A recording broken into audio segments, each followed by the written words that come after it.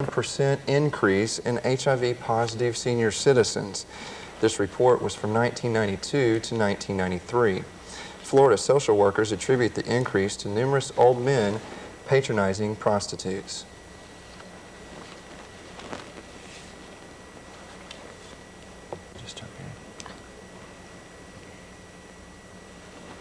We here at Gay Newsbreak would like to take a few moments and talk to you about the show.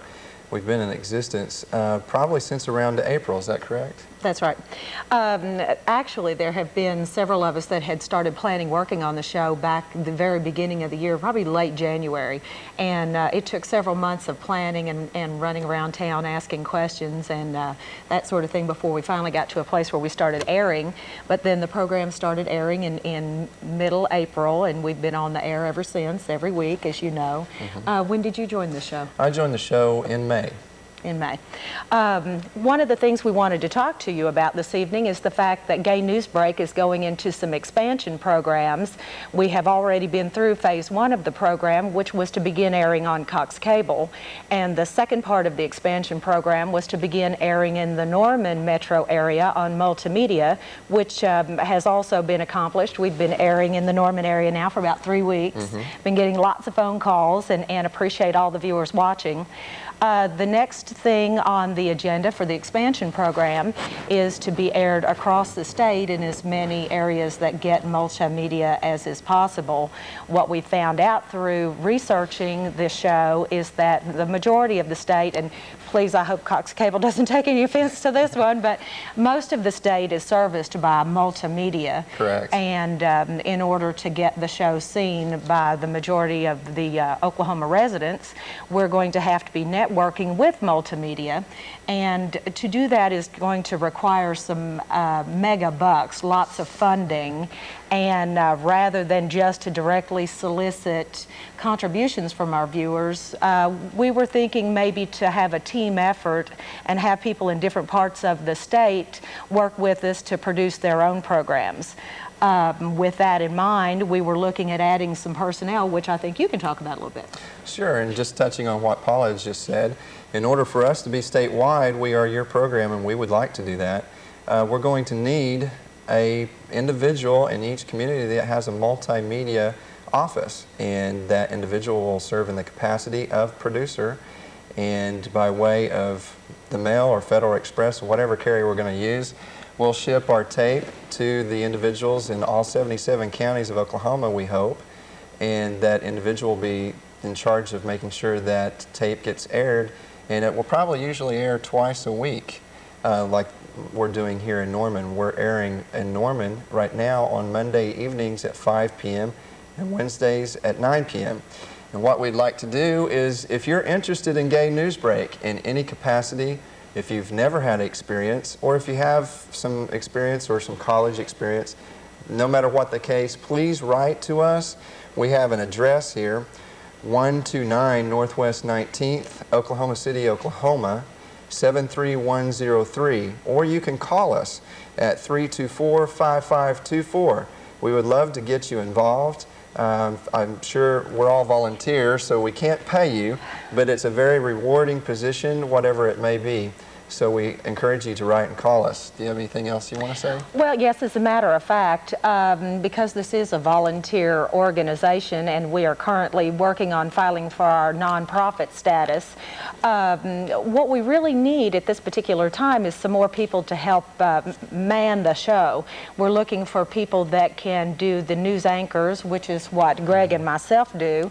We're looking for people that can perform some of the director's activities, and that's Miss Stephanie Lee. And also some people that can be working with the camera, and Phil Byram, who you see often on Moment of Reason, is one of those people. So if you have any experience at all, if you don't have any and all you have is a willingness to learn, trust me, that's what we started out with. We'd be more than glad to have you get in touch. Thanks.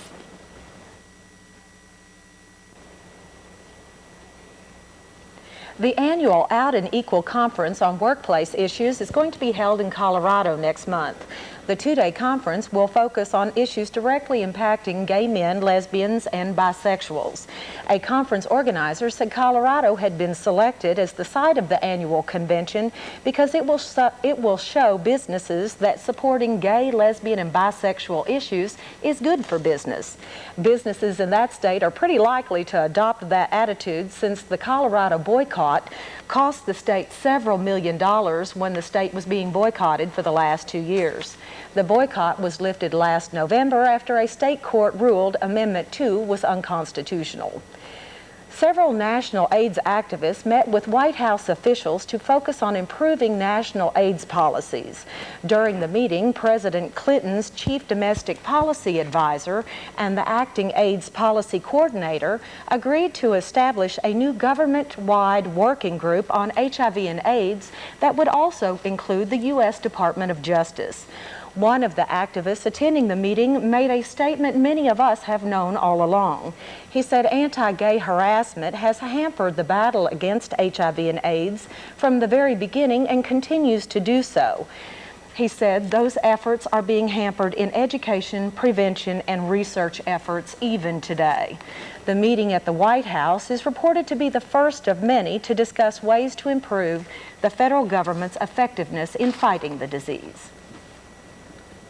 Well, Johnson & Johnson is planning to be the first to provide a home test kit for HIV. A national advertising publication reports that the well-known healthcare company plans to market the kit at $30. The kit will provide a lancet for drawing blood and a smear card to mail off to a laboratory. The tester will receive the results, counseling, and medical referral over the phone. The Texas Republicans are saying amen and hallelujah. The religious right have formally taken control of the Texas Republican State Party. The conservative Christians did so by electing Dallas's Tom Pauken as chairman. Pauken was the endorsed choice of the Texas Christian Coalition. Perry Jude Radicek, who visited Oklahoma City and Norman last June, has announced her resignation as executive director of the National Gay and Lesbian Task Fund. Although she is leaving her current position, Perry Jude will not be leaving the task force altogether. Once a successor is named for her current position, she will move to the position of public policy coordinator. During a previous term as policy coordinator, Perry Jude was instrumental in developing the Fight the Right project, which helped to organize and train activists in more than 25 cities and 20 states across the country. Under her guidance, the project successfully assisted human rights campaigns around the country in bringing down the number of anti-gay ballots from 10 to 2. Judge Arthur Spiegel's recent ruling on Cincinnati's anti-gay ballot initiative is being heralded as a grand slam by gay rights activists. Lambda Legal Defense Fund had challenged the city's anti-gay measure on 4 counts. Judge Spiegel's 75-page ruling agreed with each of those 4, effectively covering all the bases. In those 4 points, Spiegel said Cincinnati's anti-gay law violated the 14th Amendment, violated the First Amendment, was too vague, and should be substantially related to some government need. Activists say this is the first time a ruling will help them in fighting other anti-gay measures and win in the courtrooms. U.S. Attorney Janet Reno recently signed a ruling that gives gay and lesbian immigrants political asylum in America. The ruling applies to those who can show that oppression from their sexual orientation is the reason for leaving their homeland. U.S. Surgeon General Jocelyn Elders has set off a fire and brimstone controversy. Elders recently commented that the religious right's opposition to AIDS and school sex education is selling our children out. Elders urged participants at the Lesbian and Gay Health Conference in New York to be as aggressive as what she coined the unchristian religious right. Almost 100 conservative Christians signed a letter to President Clinton the next day urging the forced resignation of the Surgeon General. And now we would like to take you to this week's Moment of Reason with Phil Byron.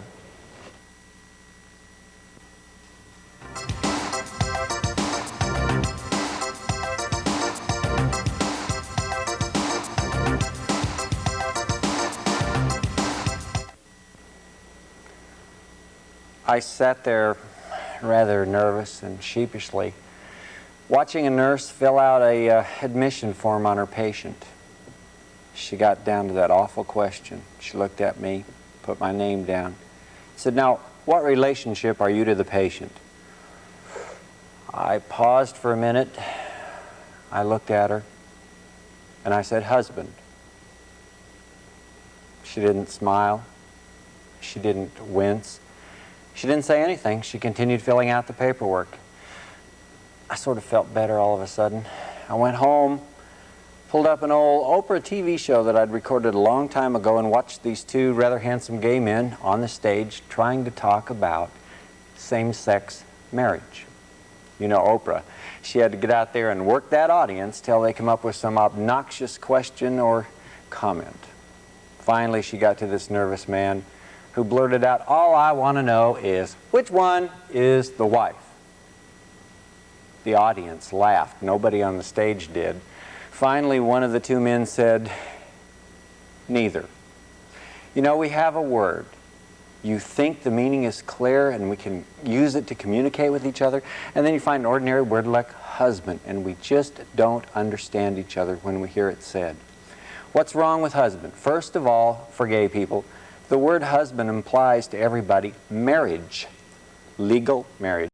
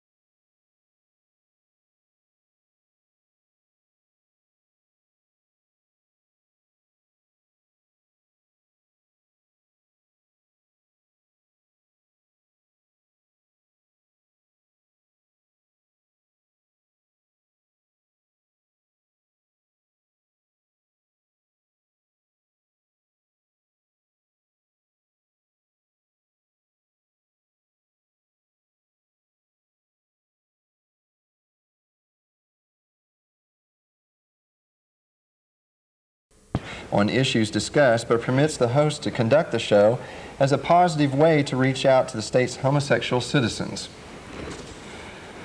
Time magazine is moving back to the past. The magazine giant has dropped its plan to publish Tribe, a new magazine aimed at the vast gay and lesbian audience in America. Threats from a right-wing front group, the American Family Association, are said to be responsible for the reversal. And speaking of reversal, we would like to switch over to Phil Byram with this week's Moment of Reason.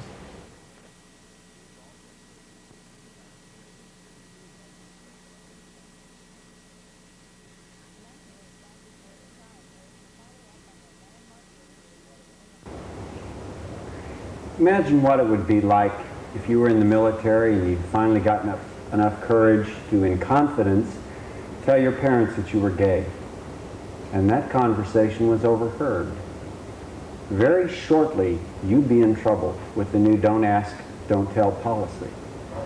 You would be assumed immediately to have a propensity to commit homosexual acts. Propensity, what does that mean? Propensity. You're just going to do it. It's natural for you. In the military, you now have a chance, one last chance, to convince a board of officers that for the rest of the time you're in the military, whether it's going to be for a service term of 4 years or a career of 20, that you will not commit any homosexual acts during that time period. Now, don't misunderstand me. They do not mean sodomy. They mean you will not do anything they consider to be a homosexual act, such as dancing with a person of the same sex, holding hands with a person of the same sex. And I thought to myself, how is it at all possible for someone to have any chance whatsoever to convince a board that they could not do that stuff for 20 years? What would you say to them? Would you say that, well, I used to be in the seminary, I'm sort of a Catholic priest, and I'm used to celibacy, and I would never do it? Are they going to believe you? Not a chance. You could say, well, I'll go to therapy, and you know what they're going to say? Not a chance. Well, I'll do things that aren't sodomy. Not a chance when holding hands counts. What are you going to do? Could you say, I promise? Not a chance. It's a very, very totally unreasonable thing, this don't ask, don't tell policy. It puts anybody in an impossible position. So I thought to myself, what would I really do that would have a chance to convince those people? Nothing I say. You know what they do nowadays with prisoners who are on home release? They put a band around their leg and a computer keeps track of them, and if they leave the area, an alert sounds. Imagine if you attached a band over an appropriate location, and when the pressure got too great, it set off a signal, and the security police could check on you. Maybe you could do that. Well, you can try, I promise. There might be a better way.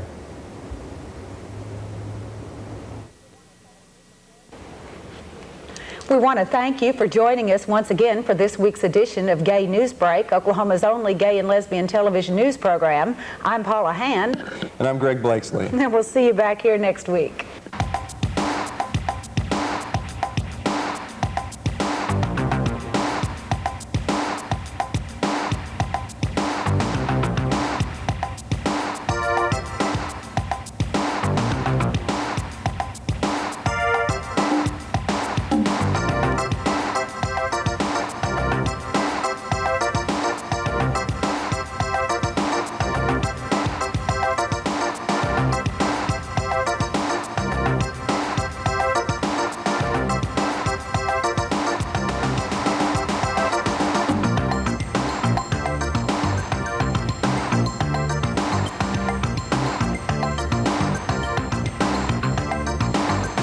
Metro Tech was my